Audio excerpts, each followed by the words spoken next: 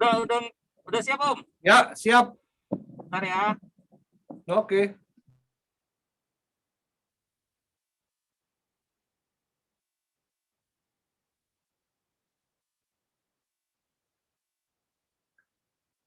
Shalom, keluarga besar Happy Spot Family yang saya kasihi. Di pagi hari ini, di minggu terakhir bulan Juli 2021, kita harus bangga dan kita bersyukur boleh ada sebagaimana kita ada pada pagi hari ini, itu karena kasih dan kemurahan Tuhan kita Yesus Kristus. Ya, yang telah memberikan bahkan melimpahkan berkat, penyertaan, dan perlindungannya di dalam kehidupan kita sebagai pengikut Kristus yang dikasihi oleh Tuhan. Dan doa serta harapan saya buat saudara sekalian, bahwa sebagai pengikut Kristus tidak perlu kita cemas, tidak perlu kita khawatir, apalagi takut saat akhir-akhir ini dengan kondisi pandemi yang berlarut-larut selama iman kita percaya dan selalu tertuju kepada Tuhan kita Yesus Kristus.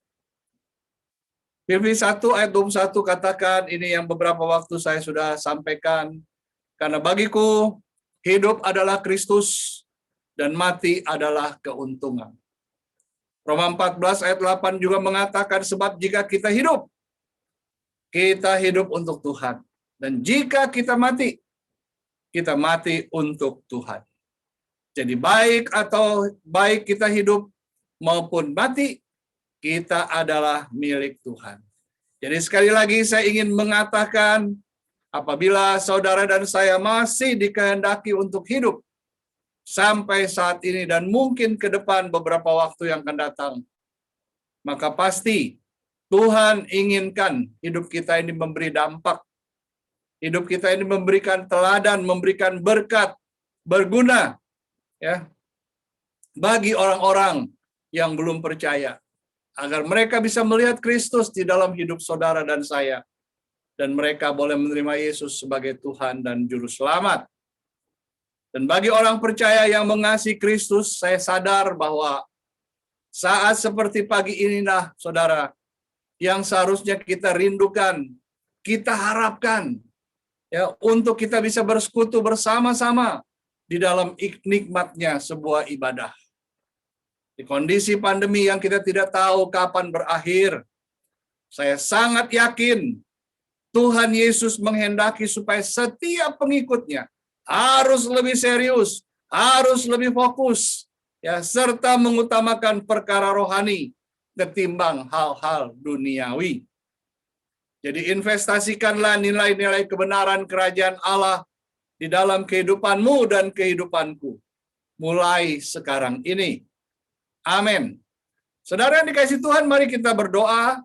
Kita mohon hikmat untuk bukan saja mengerti firman Tuhan pada pagi hari ini, melainkan juga kita mohon agar hati dan roh kita mempunyai kerinduan untuk mengalami firman Tuhan yang Bapa ajarkan dengan cara belajar untuk kita melakukannya di dalam kehidupan sehari-hari. Mari kita berdoa. Bapa yang baik, pagi ini di dalam nama Yesus, kami bersyukur kami boleh ada sebagaimana kami ada hanya karena kasih kemurahan Tuhan yang luar biasa. Dan pagi ini, di dalam nama Yesus, kami siap mendengarkan firman Tuhan. Kami siap makan bersama kebenaran rohani ini. Sehingga rohani kami, imun dan stamina iman kami boleh semakin kuat, semakin dewasa di dalam Tuhan. Dan semakin siap menjalani hidup ini dan menyongsong kedatangan Tuhan yang kedua kali. Bapa Surgawi, mari berkati firman Tuhan dari awal sampai selesai.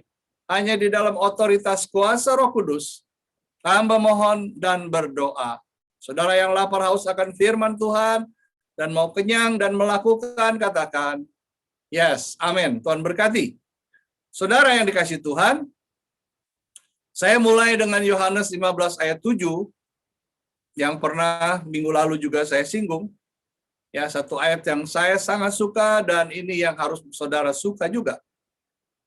Jikalau kamu tinggal di dalam aku, dan firman-Ku tinggal di dalam kamu, mintalah apa saja yang kamu kehendaki, dan kamu akan menerimanya. Saudara yang dikasihi Tuhan, jadi memang ayat ini menyebabkan atau mencerminkan hukum sebab dan akibat. Kata kunci jika tinggal di dalam Kristus, ini menunjukkan saudara, supaya hidup kita aman. Nah, saya hanya sedikit menganalogikan mana lebih aman dan nyaman pada saat saudara tinggal di luar rumah atau di dalam rumah. Saya percaya saudara, secara pikiran sehat kita, ya, semua orang ingin dan rindu untuk berada di dalam rumah. Apalagi di dalam rumah semua fasilitas kebutuhan kita tersedia dengan cukup. Dan saya percaya saudara, itu akan membuat kita aman dan nyaman ketimbang kita ada tinggal di luar. Di luar kita bisa kena terik matahari, panas matahari, mungkin ada angin, ada badai, ya ada masalah-masalah. Bukan berarti dalam rumah nggak ada masalah, tapi paling tidak saudara, kita ada di dalam rumah, maka kita lebih aman dan nyaman. Nah, saudara yang dikasihi Tuhan, pada sesi ke-29 ini, kita kembali melanjutkan tema Happy Swat Family dalam tahun 2021 ini, yaitu hidupku harus dipulihkan. Nah, masih pada kisah si bungsu yang bodoh, saudara, dan sombong. Bahkan kita sudah bicara, yaitu dalam bagian sisi kehidupan yang takut mati. Lalu minggu lalu saya katakan tidak memiliki kesepakatan apapun, boro-boro dengan Tuhan, ya, tapi dengan Bapaknya saja tidak. Ya, kita akan coba, mari kita masih bicara tentang kesepakatan. Dan apakah saudara dan saya, ya, saudara sudah punya kesepakatan? Kalau saudara sudah memiliki kesepakatan dengan Roh Kudus, ya, apakah masih saudara komit dan juga konsisten dengan kesepakatan itu? Kalau belum, bagi yang belum juga, saya menasihati, mari segera buat kesepakatan itu. Dengan siapa tentunya? Yaitu dengan Roh Kudus. Ya. Dasar kata dari kesepakatan adalah sepakat. Sepakat itu kalau saya melihat dalam kamus, satu, setuju, semufakat, sependapat. Yang kedua, seia sekata. Jadi kesepakatan adalah perihal sepakat atau konsensus. Jadi ada kesetujuan, kesemufakatan, sependapat, seia sekata. Jadi selalu ada kepada titik di mana ada kebersamaan dan keseiaan. Nah, saudara, pada saat kita membuat kesepakatan, kita harus tahu persis, ya, dengan siapa kita mau bersepakat. Kita harus tahu semua hal mengenai keadaan orang yang kita mau bersepakat. Kita harus benar-benar melihat, kita harus benar-benar menilai bebet bobotnya. Kita harus menilai juga kepribadiannya. Kita harus menilai juga akhlaknya. Apalagi bisa dipercaya atau tidak. Tidak boleh sembarangan membuat kesepakatan dengan orang-orang yang tidak jelas, apalagi belum dikenal. Ya, saudara. Dan yang tidak kalah penting adalah berasal dari keturunan. Seperti apa? Jangan sembarangan karena melihat penampilannya atau aksesorisnya. Itu bisa menipu. Jadi saudara, apapun, segala sesuatu yang akan kita buat dalam bentuk sebuah kesepakatan, saya hanya menganjurkan, menasehati sesuai dengan firman Tuhan. Kita harus mengacu kepada apa yang firman Tuhan katakan dan ajarkan kepada umatnya, saudara. Apa itu? Nanti kita akan lihat apa yang firman Tuhan ajarkan. Dan ini merupakan adalah satu kebenaran yang Bapa ajarkan kepada kita sebagai anak-anaknya soal sikap penampilan seseorang. Saudara yang dikasihi Tuhan, 1 Samuel 16 ayat 7 mengatakan, tetapi berfirmanlah Tuhan kepada Samuel, janganlah pandang parasnya atau perawakan yang tinggi, sebab aku telah menolaknya. Perhatikan ayat berikut ini. Bukan yang dilihat manusia yang dilihat Allah. Manusia melihat apa yang di depan mata, tetapi Tuhan melihat hati. Saudara yang dikasihi Tuhan, ayat ini berbicara mengenai Tuhan minta Samuel pergi kepada keluarga Isai, karena dari beberapa anaknya, Tuhan ingin pilih satu. Tapi waktu diutus saudara, dia nggak mengatakan yang mana yang akan aku pilih. Ya, dalam hal ini tentu saya melihat dalam kondisi konteks ini, saudara. Saya berharap Tuhan menginginkan Samuel peka. Ya, sebagai seorang nabi Allah, Samuel tahu apa yang menjadi keinginan Tuhan. Siapa yang memang ditunjuk oleh Tuhan. Saudara, sampai ayat itu terjadi dikatakan Tuhan. Manusia hanya melihat apa yang di depan mata, tapi Tuhan melihat hati. Tentu ini ada satu hal yang penting buat kita. Ya, saudara. Jadi kalau kita melihat kejadian ini, saat Samuel sampai di rumah di rumah Isai, saudara, maka dia berjumpa dengan anak-anak.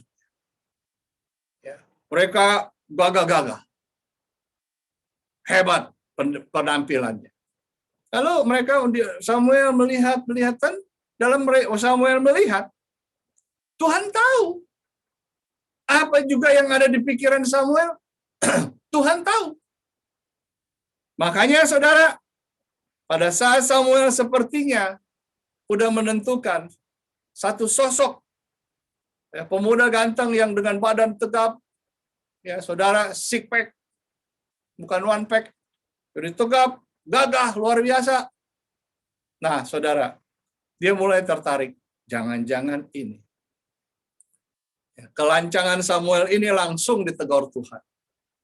Dia katakan, bukan yang dilihat manusia, yang dilihat Allah. Jadi dengan katanya, hei Samuel, kamu jangan sekali-sekali melihat dengan cara seperti itu. Dari dirimu sendiri. Konsultasi dulu dong dengan aku. Tanya dong, yang mana Tuhan? Jangan menentukan. Kira-kira seperti itu, saudara. Lalu ayat berikutnya, manusia melihat apa yang di depan mata. Tapi Tuhan melihat hati. Ya, bisa saja saudara Samuel lupa berdoa saat disuruh untuk mengurapi salah satu anak Isai untuk menjadi raja. Jadi sehingga di dalam menilai serta memutuskan pribadinya, hanya berdasarkan penampilan, perawakan daripada orang itu. Yang sekiranya menurut dia pantas menjadi raja. Mungkin kelihatan ada wibawanya. Nah, sebagai manusia biasa, itu sepertinya manusiawi, saudara. Logis. Ya, satu yang biasa. Tapi kalau kita berurusan dengan Tuhan, tentang sesuatu, apalagi hari ini kita masih bicara tentang kesepakatan istilahnya babak yang kedua, saudara. Kita harus hati-hati. Belajar untuk bisa melibatkan Tuhan, melibatkan Roh Kudus. Kalau kita hendak bersepakat. Oke, kita lanjut masuk dulu. Jadi hampir semua manusia, saudara, mempunyai pandangan seperti apa yang Samuel lakukan dan hendak putuskan waktu itu. Yaitu melihat penampilan luar, melihat perawakan. Ini pelajaran yang sangat penting yang Bapak ajarkan kepada saudara dan saya, kepada orang-orang yang dikasihinya, supaya mereka belajar melihat seperti Allah melihat. Nah, loh saudara, kelihatannya ini kata-kata saya muluk. Kita belajar melihat seperti Allah melihat. Apa mungkin, saudara? Apa bisa? Kita kan manusia. Allah itu ilahi, luar biasa. Dengar baik-baik, saudara. Jangan cepat pakai perasaan. Atau cepat pakai pikiran. Atau penilaian pribadi terhadap apapun. Di dalam setiap kebutuhan hidup saudara, ya apalagi soal membuat kesepakatan dengan orang lain, bekerja sama, di dalam pekerjaan, di dalam usaha, termasuk juga kalau ada mau membuat satu tim atau satu komunitas di dalam pelayanan, hati-hati. Jangan kalau menilai, oh ini kaya baru bisa nanti pelayanan disumbang. Oh nanti ini kerjasama, oh dalam pekerjaan dia kelihatannya orangnya pintar. Oh nanti dalam usaha dia modalnya kuat. Jangan. Ini yang Tuhan ajarkan kepada kita. Bukan ini tidak boleh. Tapi saudara, Kita harus konfirmasi. Bukankah Tuhan yang mengenal hati orang?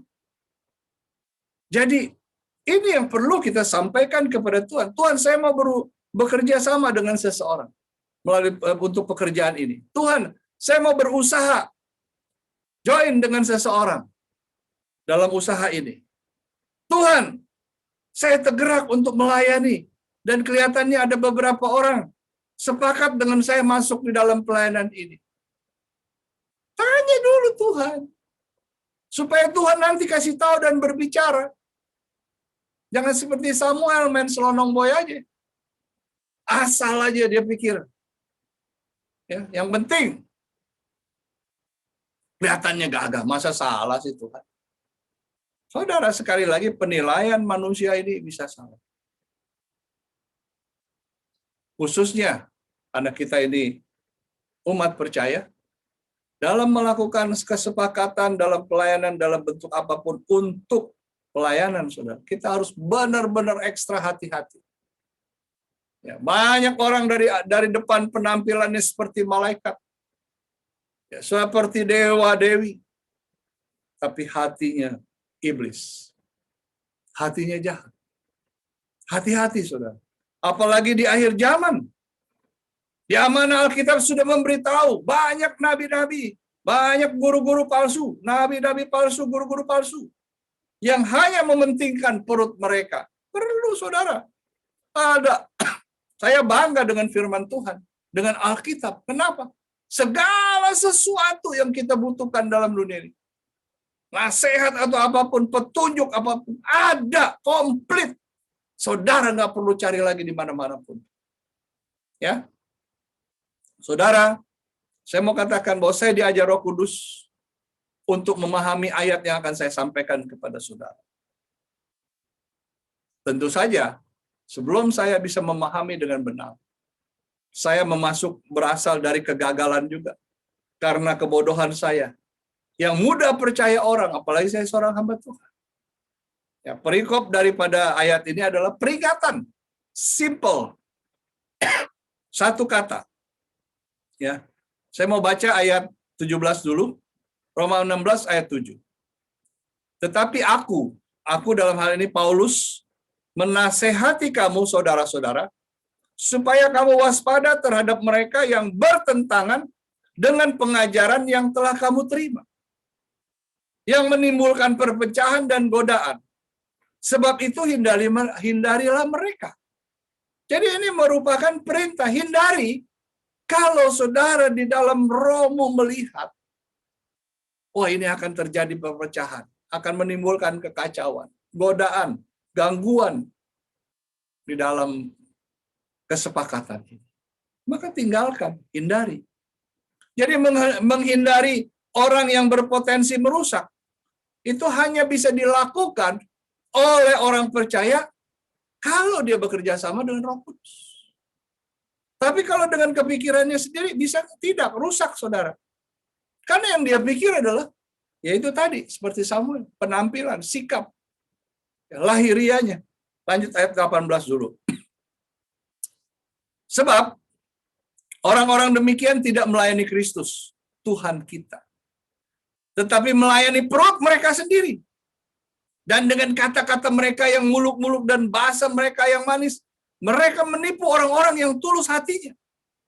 Secara umum, saudara, tabiat manusia suka mendengar omongan-omongan yang tinggi, yang muluk-muluk, dan terdengar sopan dan menyentuh hati, masuk di akal kita. Ya, padahal itu adalah trik untuk mengelabui dan menipu orang-orang yang tulus hatinya. Saya pernah beberapa kali menjadi korban. Tapi saya nggak bisa salahkan saudara. Karena apa? Ini kebodohan saya. Saya harus mengakui. Ya kadang-kadang istri saya kasih tahu, janganlah. Tapi sepertinya belas kasihannya tinggi. Oh, saya hamba Tuhan harus punya belas kasihan. Tapi ternyata ditipu. Beberapa kali. Wow, luar biasa saudara. Akhirnya saya belajar dari itu. Belajar juga dengar suara istri. Karena itu penting. Istri itu penolong. Penolong yang sepadan lagi. Ya, apalagi istri kita juga dekat dengan Tuhan. Wow, dahsyat. Jadi boleh dibilang pembisik yang baik.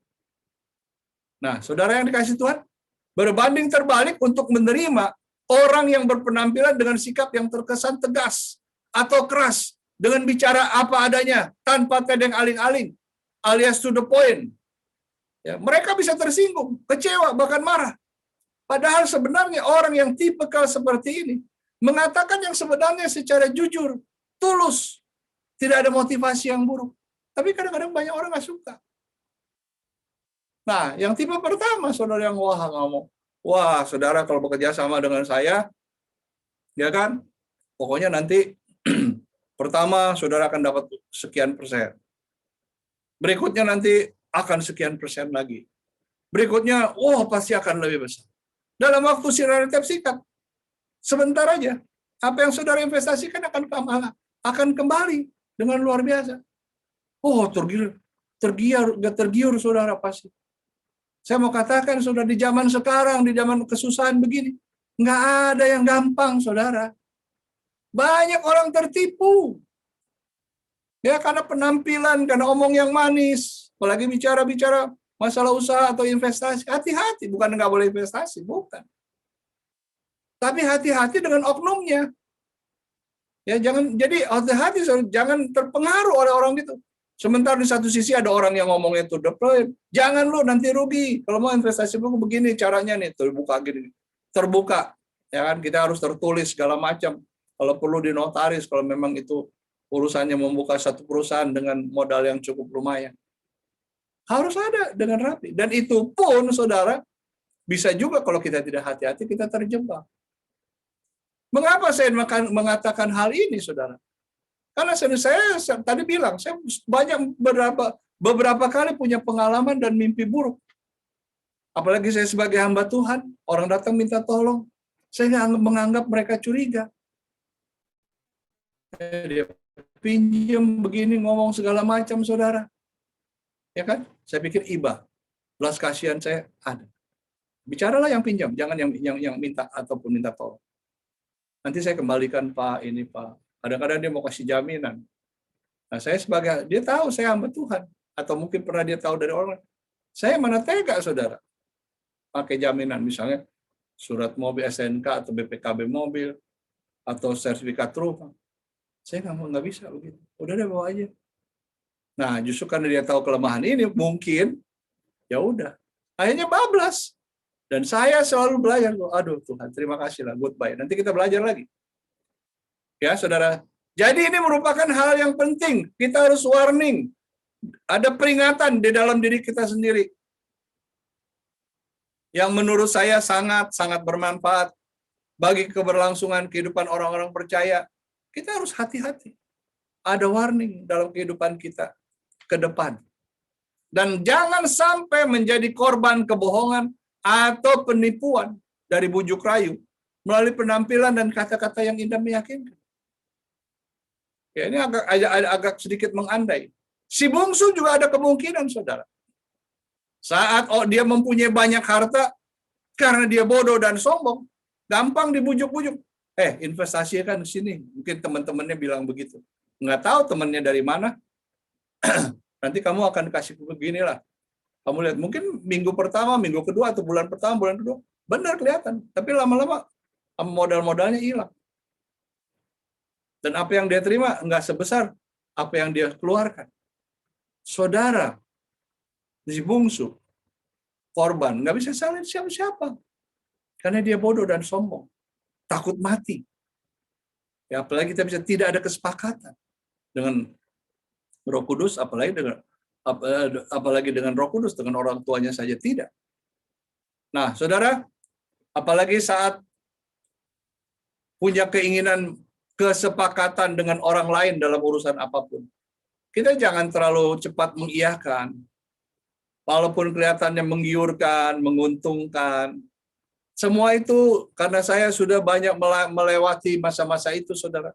Itu hanya manis di awal, baik di awal. Setelah itu yang ada adalah hal-hal yang merugikan dan menyakitkan. Ya. Nah, kalau udah sakit, saudara, Alkitab juga kasih tahu. Kalau kita sudah dirugikan, Alkitab juga kasih tahu. Kenapa saudara kita kasih tahu? Dan harusnya kita memang harus mau tahu. Dan kalau kita sudah tahu, kita harus berhati-hati. Dan kita harus berpegang kepada ayat ini. Kita nggak boleh marah kepada siapa-siapapun. Ya, kalau kita memang salah atas kebodohan dan kecerobohan kita. Yang saya maksud adalah, kalau saudara bersepakat dengan orang yang salah, lalu terjadi sesuatu, ingat, ya, siapa kita? Kalau saudara dan saya adalah orang percaya, yang secara umum dibilang orang Kristen, yang mana orang Kristen sudah diajarkan untuk jangan memperkarakan urusan duniawi, untuk mencari keadilan pada orang-orang yang tidak benar. Loh, masa iya sih? Saudara, sekali lagi, bukan kata saya, tapi ini kata firman. 1 Korintus 6 ayat 1.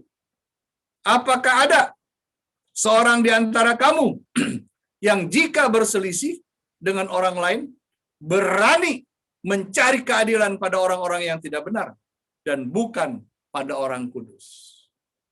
Jadi saudara, dengan adanya ayat ini, maka apabila terjadi persoalan atau masalah atau perselisihan atas kesepakatan yang pernah kita buat karena kebodohan kita, ketidaktelitian kita, kecerobohan kita, maka orang yang sudah dibenarkan tidak boleh mencari keadilan kepada orang yang tidak benar. Maksudnya kepada dunia ini. Laporlah segala macam. Ya, saudara, kalau kita mau menjadi orang percaya yang benar, menjadi pengikut Kristus, kita harus berpegang pada ayat ini. Jadi ajaran ini bukan ajaran saya, saudara. Ini ajaran firman Tuhan. Ya, saudara bisa baca langsung dari 1 Korintus ayat 6, ayat 1 dan seterusnya. Di situ Tuhan ajarkan banyak. Karena ruang ini, waktu ini, ya kayak kita hanya memberikan judul atau sedikit saja di sini. Paling tidak saya berharap saudara mengerti. Jadi kita nggak boleh cari keadilan kepada orang-orang yang tidak benar. Jadi harus bagaimana dong? Nah, saya sudah dirugikan. Oh, saya sudah ditipu.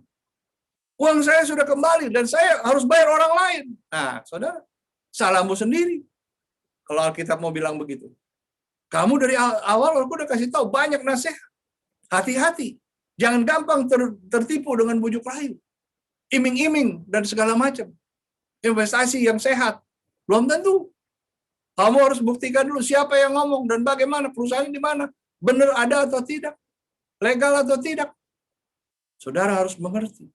Di dalam pelayanan juga begitu, saudara.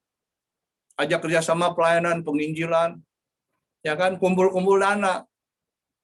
Dia bilang pakai ini, pakai itu. Saudara sebagai anak Tuhan, nggak mau ribut, apalagi model kayak saya. Ya, saya kalau tidak bisa curiga orang kecuali pada saat saya tahu memang dia udah nggak benar, ya baru salah. Kalau saya curiga, saya susah, saudara. Ya, tapi jangan tiru dah apa yang saya lakukan dalam hidup. Ini hanya pengalaman. Jadi kita harus hati-hati, saudara. Jadi bagaimana kalau kita sebagai orang percaya telah membuat kesepakatan dan kita mengakui itu keliru, kebodohan, kecerobohan kita dan sudah terjadi, kita dirugikan. Solusinya adalah, kalau saudara mau pakai firman Tuhan, pakai firman Tuhan. Kalau saudara nggak setuju dengan firman, ya jangan dipakai.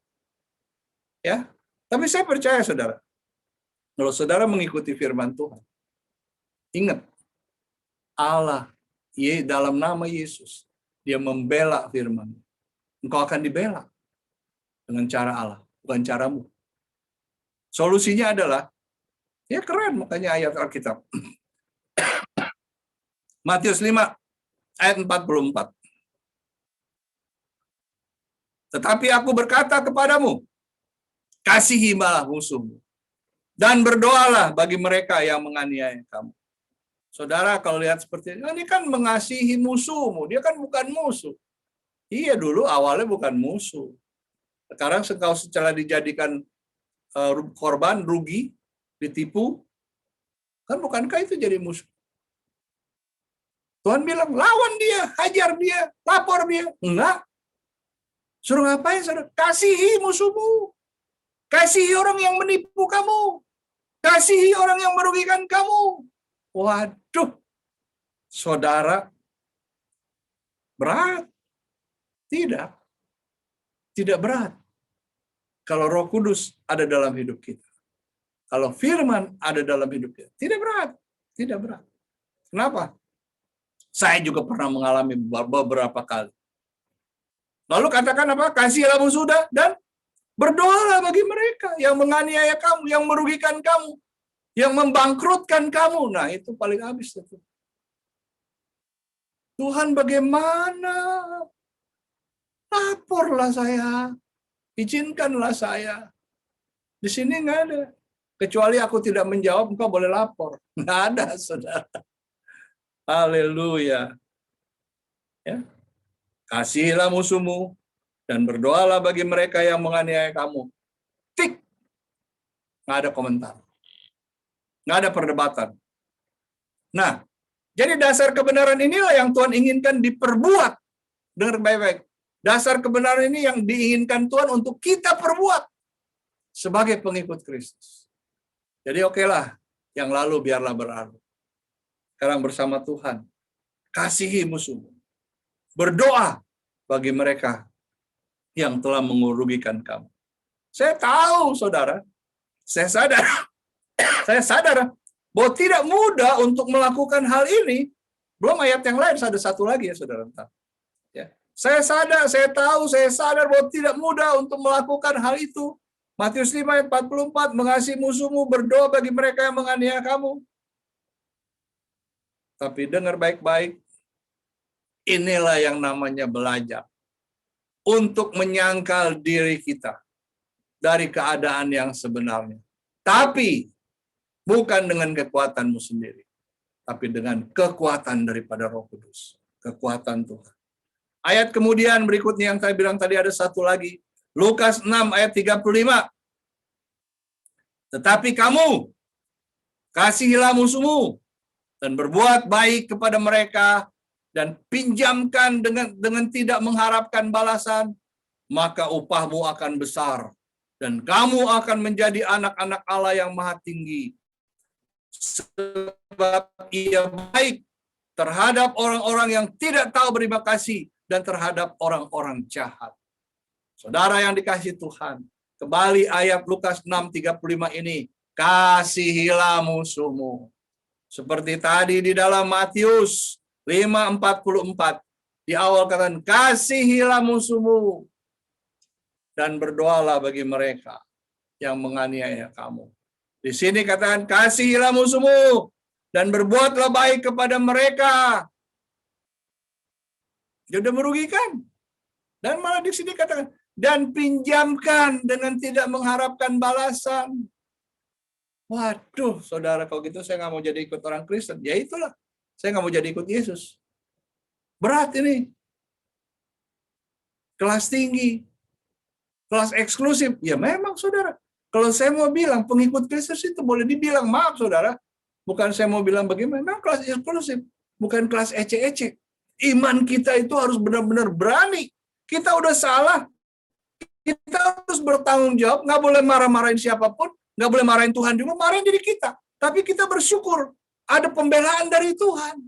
Yang mengajarkan untuk kita tidak kalut, tidak stres. Ya, tidak depresi.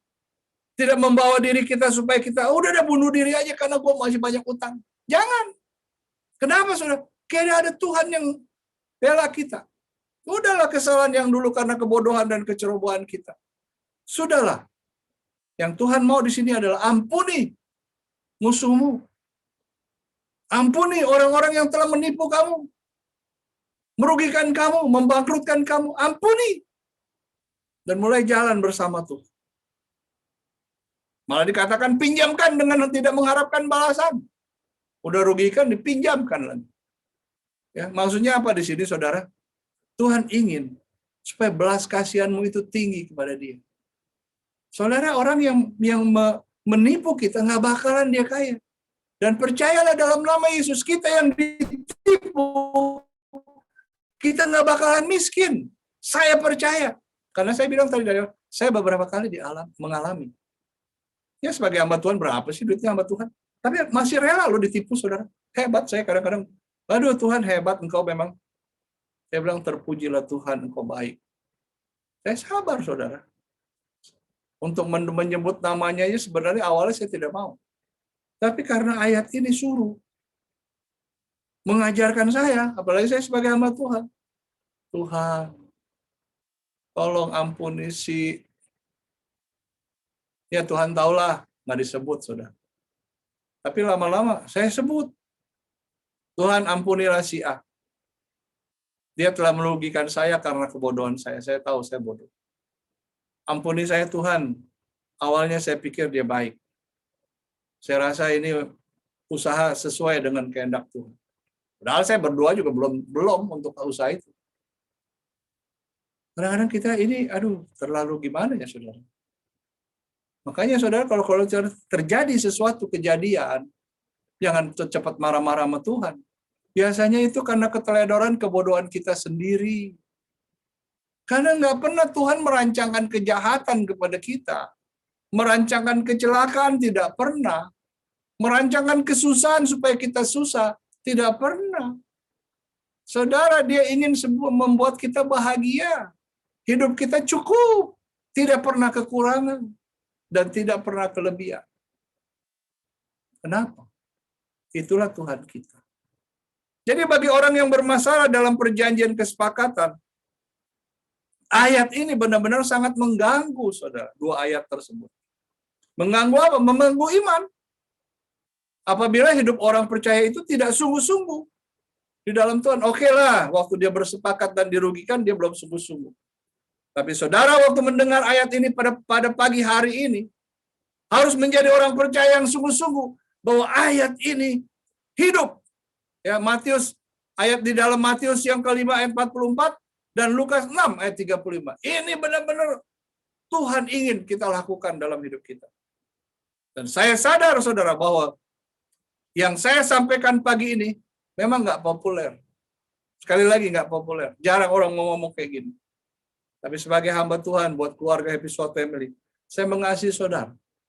Saya ingin hidup saudara jangan jadi bulan-bulanan karena maaf kebodohan saudara sendiri. Ketidaktelitian saudara sendiri. Keteledoran saudara sendiri. Ketidakkonfirmasian saudara dengan Tuhan dalam banyak urusan. Sehingga masalah itu timbul silih berganti. Saudara, Tuhan nggak pernah mau masalah timbul berganti. Bahkan dia udah janji percobaan-percobaan yang kamu alami melalui Rasul Paulus katakan, ya, tidak akan melampaui kekuatanmu. Itu adalah pencobaan yang biasa. Tidak melampaui kekuatanmu. Hebat kan Tuhan, saudara? Itu berarti Tuhan nggak mempermainkan kita. Ya, kalau kita dipermainkan Tuhan, mati. Iblis saja kalah. Apalagi kita. Kita sama iblis seringkali kalah, saudara. Dibujuk ini, bujuk itu, kita kalah. Ya, meninggalkan iman kita kepada Tuhan, berpaling kepada yang lain. Karena hal-hal sepele dibujuk-bujuk oleh iblis. Makanya saudara harus hati-hati. Jangan gampang dalam hidup ini, terutama dalam hal kesepakatan. Oke? Dalam banyak urusan hidup ini. Nah, saudara yang kasih Tuhan, bagaimana tidak melelahkan? Sudah harus mengasihi dan mendoakan serta berbuat baik. Kemudian apabila masalah pinjaman dalam kesepakatan itu, anak-anak Tuhan harus merelakan dan tidak mengharapkan balasan. Maksudnya tidak mengharapkan itu kembali. Aduh, saudara kayaknya ini nggak masuk di akal. Betul. Kalau saudara ngomong ini tidak masuk di akal, saya bersyukur saudara masih manusia. Tapi saya mau tingkatkan hidup kemanusiaan saudara. Ya, kalau saudara sempat berpikir gitu, oh Tuhan, misalnya yang tadi saudara, Tuhan saya nggak sanggup. Ya masa dia pinjem, dia nggak mau balikin ke saya nggak ngarepin lagi. Ini bukannya kecil loh saudara Tuhan. Ini jangan main-main nih Tuhan nih. Resikonya saya bisa jual rumah nih kalau nggak dibayar nih. Itu manusiawi saudara. Tapi saya mau kasih tahu saudara. Alihkan fokus saudara. Jangan fokus kepada masalah yang terjadi karena kebodohan dan keteledoran dan kesalahan saya. Saudara, kalau kita sampai bisa ditipu orang, dibohongin orang, dirugikan orang, sekali lagi, itu keputusan kita di awal. Yang melihat kelihatannya semuanya baik, indah. Tidak, saudara. Jalan yang disangka orang lurus, ujungnya menuju maut. Jangan seperti itu. Belajar dari kebenaran firman Tuhan. Oke? Ya, jadi saudara, bisa nggak naikkan rate kita sebagai manusia ilahi Dalam pengertian iman kita tingkatkan. Memang kita belum seperti Tuhan. Makanya dia bilang kita sedang menuju ke kesempurnaan. Nah, persoalan inilah mulai memproses kita untuk menuju kepada kesempurnaan. Dari akal manusia kita yang terbatas ini, yang seringkali disakiti. Makanya mulai hari ini libatkan Tuhan dalam semua, sekecil apapun urusanmu. Saudara, di kondisi pandemi ini, ya, saudara, saya mau katakan, saya mau keluar dari rumah, mau beli sesuatu aja, saya berdoa tanya Tuhan, saya mau beli bakmi ayam nih. Memang sekarang ada online, tapi saya nggak bisa online, saudara. Kecuali anak saya, masa urusan bakmi, saya mau repotin anak. Ya enggak lah. Tuhan, saya mau pergi nih sama istri saya. Nggak makan di rumah, ada PPKM. Jadi take away, bawa pulang. Boleh nggak Tuhan? Ya, Tuhan bilang, oke, go ahead. Pergi saya. Kalau di sini nggak enak, gerundel. Saya nggak pergi, saudara. Ganti, makan mie. Jadi apa? Super mie. Ya, bukan promosi, maksudnya memang ya makanan seperti itu. Yang gampang aja udahlah. Kenapa, saudara? Itu yang kecil. Apalagi dalam pandemi ini, mau pelayanan, mau apa. Nggak bisa sosokan. Bukan waktunya. Tanya Tuhan, boleh nggak? Kadang-kadang kalau mau doa ini, ya boleh. Tapi waktu saya berdoa, jangan. Virtual aja. Tuhan bilang virtual, you mau nggak? Mau. Tapi ikhlas. Ya baru, saudara. Layanin secara virtual. Bisa nggak Tuhan berkuasa? Oh, bisa. Buktinya beberapa minggu yang lalu saya katakan sama saudara, kayak kita ada ikut saya dengan tim doa. Ya, jadi kurang lebih ada kisah dengan saya berlapan. Ya, saudara ikut masuk di dalam tim doa itu. Banyak kan orang Asia sih yang dilayani oleh seorang pendoa dan pembicara dari Singapura.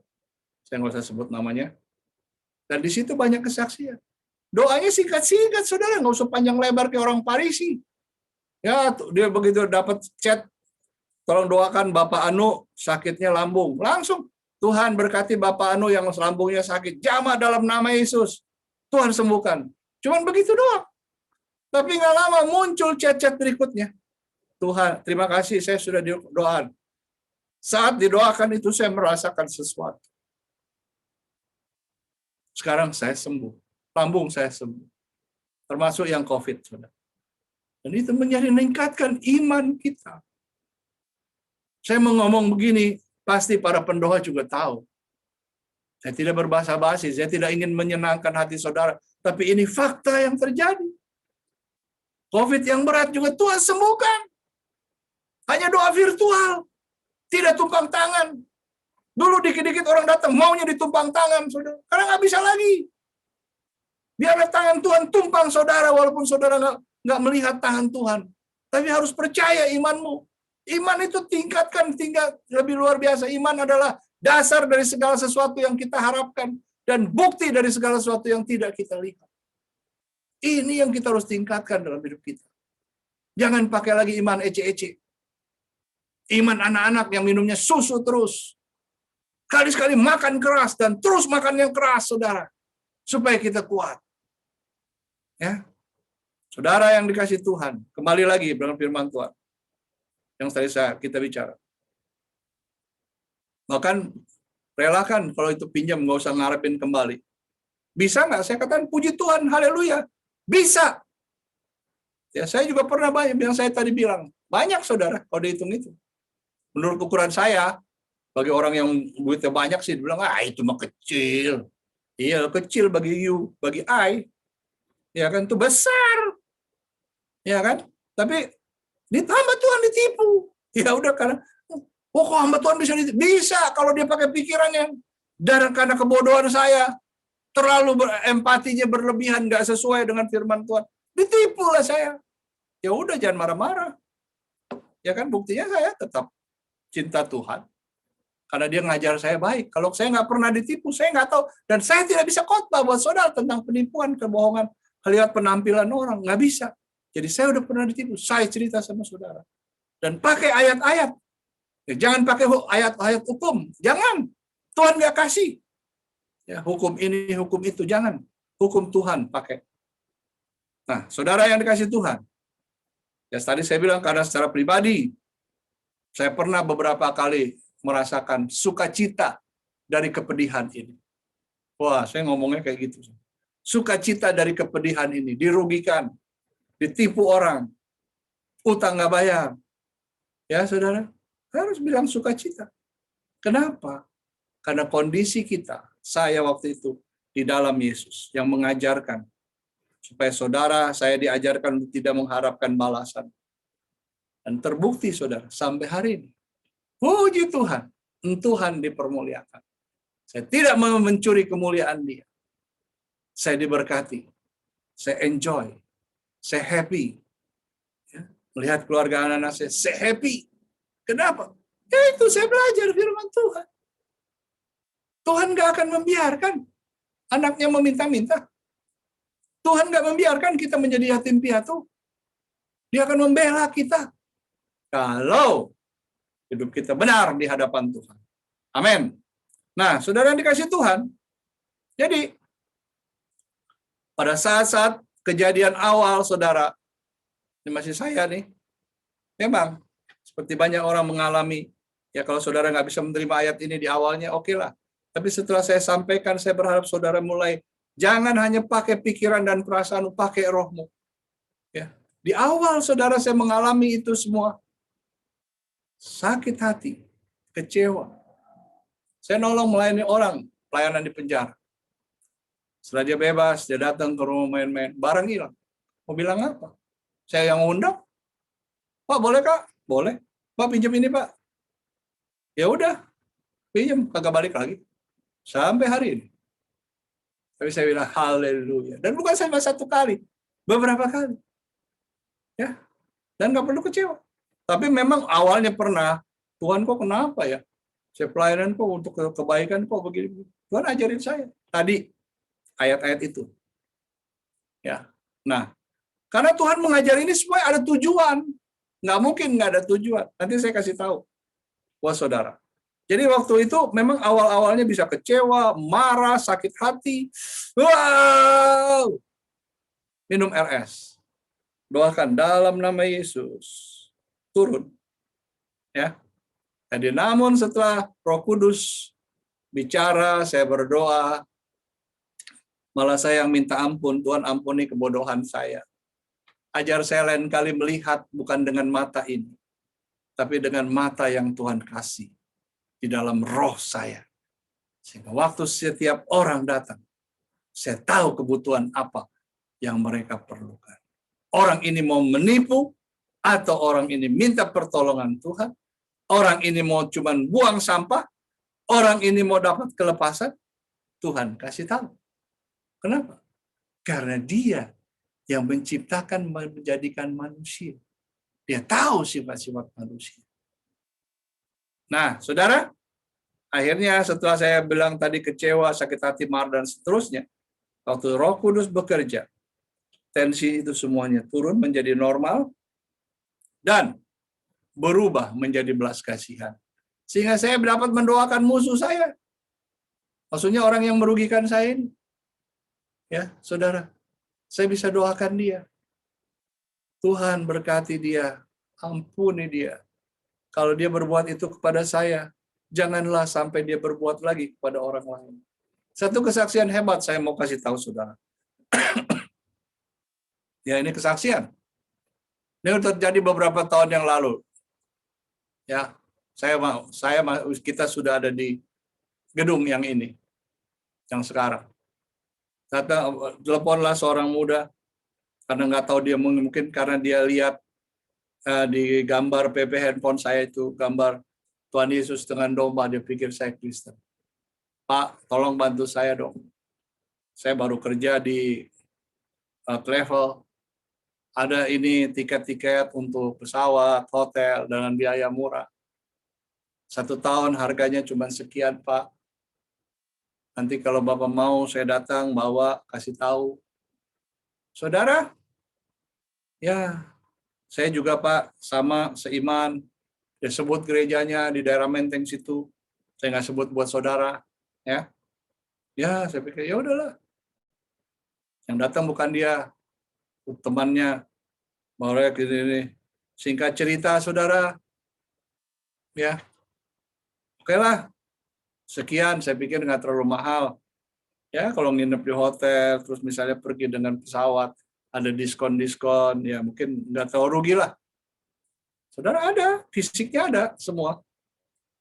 Akhirnya waktu itu saya masih punya kartu kredit, sekarang mah satu pun nggak ada, udah habis, saya tutup semuanya, karena nggak mau pakai lagi. Nah, saudara, saya nggak tahu dia bawa ransel. Saya nggak tahu juga waktu itu bahwa tempat geseknya itu, alat geseknya itu bisa tanpa kabel. Saya nggak tahu. Nah, tiba-tiba dia udah gesek, dia kasih struknya saya satu, sama kembalikan kartu kredit saya. Saya itu udah. Nggak tahu bagaimana adik saya, istri saya bilang, oh jangan-jangan takutnya ditipu. Mau ngomong begitu saya tahu, saya telepon lah ke bank yang kartu kredit itu. Ternyata benar, saudara. Geseknya 2 kali. Aduh Tuhan, terima kasih. Ya kan, jadi 2 kali lipat.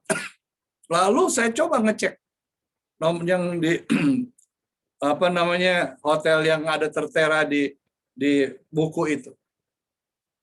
Dengan juga pesawat terbang apa, tiketnya kalau kita beli tiket pesawat apa, saya coba. Dia bilang, kita nggak pernah ada hubungan nih dengan PT ini. Puji Tuhan, saudara. Singkat cerita, saya masih sempat WA orang itu. Saya bilang, Dek, saya hamba Tuhan ya. Terima kasih. Kamu sudah tipu saya. Saya tidak marah. Saya mengasihi kamu. Cuman ingat, jangan tipu orang lain lagi. Kamu tambah berdosa hidupmu. Ya, waktu berlalu, saudara. Dari tanggal itu, 3 bulan persis. Walaupun uang tidak kembali, dia bilang, WA datang, saudara. Ya, dia bilang, Pak, maafkan saya. Entah mungkin dia dapat kejadian apa, saya nggak tahu. Saya pernah nipu Bapak. Jadi saya mohon maaf, saya mohon berkat Bapak. Sudah, sejak saya ngomong dari awal yang WA saya itu, saya udah berkati kamu. Tuhan kasih kemampuan saya, kekuatan saya untuk memberkati kamu yang merugikan saya. Haleluya. Akhirnya saudara, yang waktu dari awal itu saya minta keringanan dari bank, nggak bisa. Dengan segala macam alasan. Nah, itulah awal semua kartu kredit saya tutup. Ya. Lalu saudara, sekali lagi, tujuan semua kondisi yang membuat saudara dan saya karena kebodohan kita dirugikan, dan terus kita berubah, kita mau datang sama Tuhan, kita mau minta belas kasihan Tuhan, merubah cara hidup kita, berpikir kita, berserah kita kepada Tuhan. Dia punya tujuan. Ya, saya percepat. Tujuannya adalah supaya, ayat yang pertama, Lukas 6 ayat 36. Hendaklah kamu murah hati sama seperti Bapamu adalah murah hati. Saya bangga saudara di Happy Swap Family. Karena apa? Saya perhatikan ada banyak beberapa orang mulai tumbuh murah hati ini, saling perhatikan satu dengan yang lain. Ya. Karena ini setiap hari saya berdoa dengan istri saya. Karena duit sekarang nggak ada, kalau boleh saya bilang, nggak ada gunanya dalam pengertian. Saudara banyak duit juga percuma sekarang, saudara nggak bisa pergi mana-mana. Saya nggak tahu berapa lama, ya kan? Bahkan sekarang ini saya mendengar orang masuk rumah sakit karena COVID ada sampai 130 juta, sampai 300 juta. Saudara yang dikasih Tuhan, ini saatnya kita bermurah hati. Ya, kalau kita bermurah hati, Tuhan bermurah hati sama kita. Bukan kita mau terima balasan, tapi itu fakta hidup. Ya, saudara, daripada saudara kekepin itu berkat, nggak tahu gimana nanti dirugikan orang kayak tadi, wah, saudara menjerit-jerit nanti. Salahin Tuhan lagi. Saudara yang salah, nggak murah hati. Ya, Matius 5 ayat 48. Oh, saudara dengar baik-baik. Kalau saya bilang begini, bukan saudara memberikan kepada saya. Tidak. Ya, Tuhan udah cukupkan dalam kehidupan saya. Dan Tuhan banyak memberikan orang-orang yang punya murah hati itu. Juga memberikan. Datanglah ntar makanan. Tapi jangan kemana-mana. Ada saya mau kirim ini. Saya nggak perlu minta. Tuhan gerakan mereka. Jadi saudara jangan punya pikir saya ada udang di balik bakwan. Ya, seperti si Linda kemarin ngomong. Ada udang di balik bakwan. Enggak. Sama sekali. Tapi saya mau beri petunjuk pada saudara. Kalau engkau murah hati dengan tulus ikhlas, Allah pasti bermurah hati dengan engkau. Oh, saudara perhatikan hamba-hamba Tuhan. Saudara perhatikan para pekerja Tuhan. Saudara perhatikan keluargamu. Yang terutama, saudara perhatikan juga orang-orang lain yang membutuhkan. Tuhan akan bermurah hati dengan engkau. Matius 5 ayat 48. Ini yang kedua. Tadi harus murah hati, karena Bapa kita murah hati. Yang kedua apa? Karena itu haruslah engkau sempurna, sama seperti Bapamu yang di surga sempurna. Kalau saudara nggak melalui proses ini, saudara tidak akan pernah dapatkan apa-apa. Saudara hanya akan menjadi Kristen agamawi. Ya, bukan Kristen rohani. Saudara selalu hanya berpikiran semua hal-hal yang duniawi. Kalau saudara hanya Kristen agamawi. Makanya saudara mau keluar apa, mau bantu orang apa. Saudara nggak jadi, udah mau keluar, nggak jadi. Tarik lagi. Makanya akhirnya saudara setan yang akan kerjain saudara. Maaf saudara, maaf saya ngomong harus transparan, terbuka. Banyak kesulitan, kesusahan. Di orang-orang yang tidak bermurah hati, ini sesuai dengan firman Tuhan loh. Di orang-orang yang tidak mau berjalan menuju kepada kesempurnaan karena Bapa kita sempurna. Karena dia mau seperti dirinya saja sendiri dulu terus begitu. Dari percaya Tuhan sampai bertahun-tahun, berpuluh tahun, begitu aja hidupnya nggak maju-maju. Kesusahan loh. Saudara apa nggak bosan kesusahan loh? Jangan berubah. Kan katanya tema kita hidup harus dipulihkan. Kalau bukan dipulihkan oleh Tuhan, siapa yang bisa pulihkan saudara? Tidak ada. Ya. Jadi saudara yang dikasihi Tuhan, saudaraku dalam Yesus, apa yang kita pelajari saat ini mengenai kesepakatan bagian kedua, ini tidak pernah dialami si bungsu. Kalau saja si bungsu mengalami kesepakatan dengan Roh Kudus, atau paling tidak dia mengalami kesepakatan dengan orang tuanya, pasti hidupnya tidak menderita. Ya, karena apa? Roh Kudus akan membuka jalan bagi dia walaupun dia sudah dirugikan. Hartanya habis, boleh. Tapi karena dia hidup di dalam Tuhan, karena udah terjadi kesepakatan, apalagi dengan Roh Kudus, maka dia akan dapat hidup yang layak, saudara. Jadi kesepakatan dengan orang tua si bungsu saja, maksud saya adalah secara sederhana, kesepakatan dengan orang tuanya nggak pernah dia lakukan.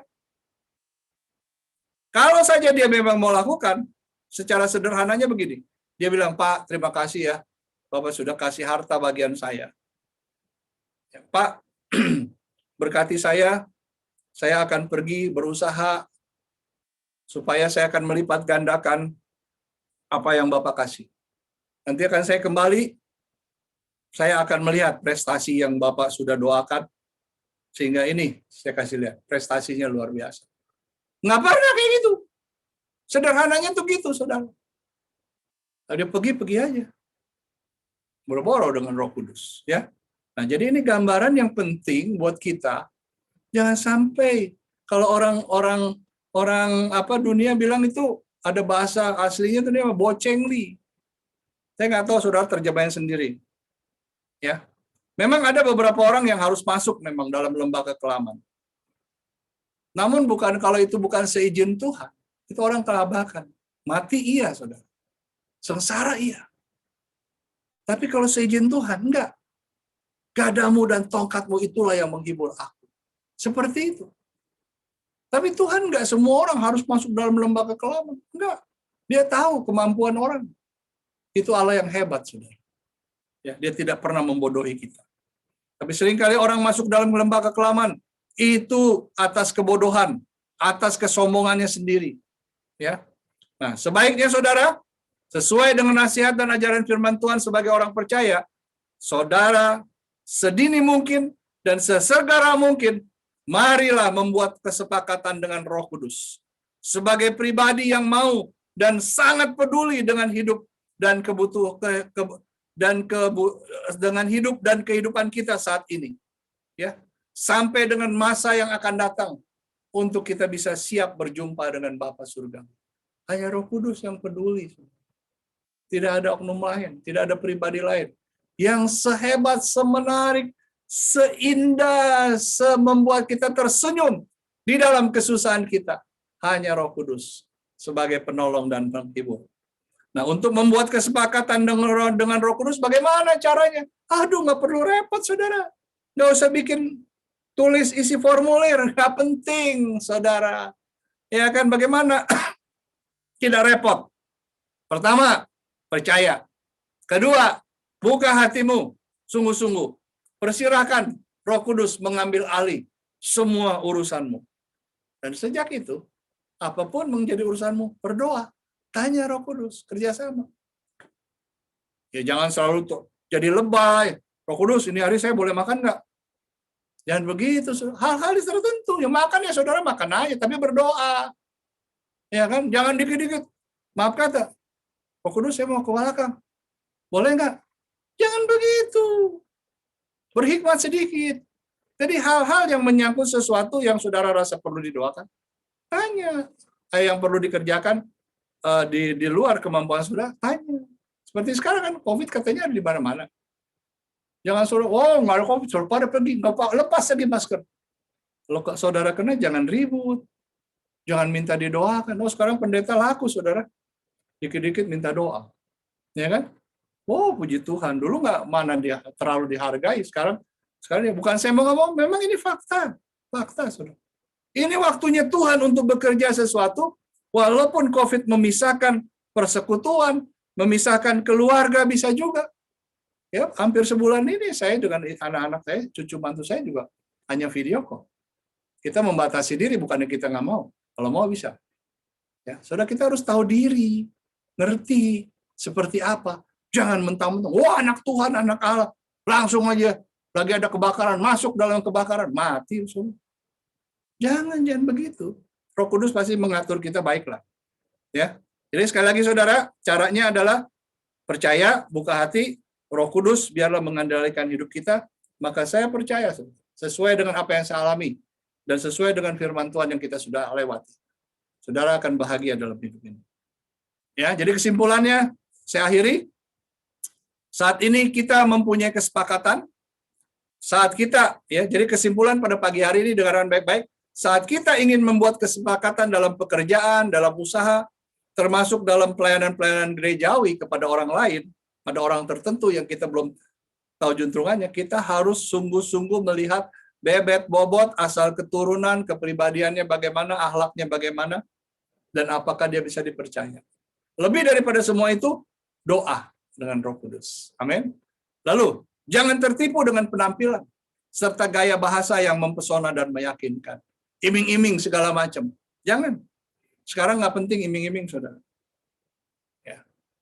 Dan apabila yang terakhir, dan apabila orang percaya sempat dirugikan dari kesepakatan itu oleh orang yang kita sepakati, maka firman Tuhan kembali yang mengajarkan kepada kita harus mengasihi dan mendoakan orang itu, bukan membalas, bukan melapor sono sini, agar saudara dan saya menjadi orang yang murah hati dan menjadi sempurna seperti Bapa sempurna adanya. Saya berharap dengan hikmat Roh Kudus dari saudara mendengar ini, Roh Kudus akan memberi hikmat kepada saudara. Jangan tanya, Pak, jadi bagaimana dengan kasus saya yang sudah lapor polisi? Saya nggak usah jawab. Saudara kembali kepada firman Tuhan. Bagaimana Tuhan mau? Tuhan suruh lapor? Apa Tuhan suruh lapor Tuhan aja? Ya, saudara seperti itu. Jadi nggak usah tanya, dan nggak usah tanya saya juga. Karena saya akan kembalikan semua pertanyaan kepada firman yang saya sudah ajarkan kepada saudara pada pagi hari. Oke? Tuhan memberkati. Mari kita berdoa. Roh Kudus, terima kasih atas kesempatan yang Bapak berikan pada pagi hari ini.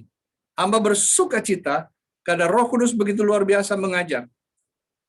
Kami melihat keadaan si bungsu prihatin.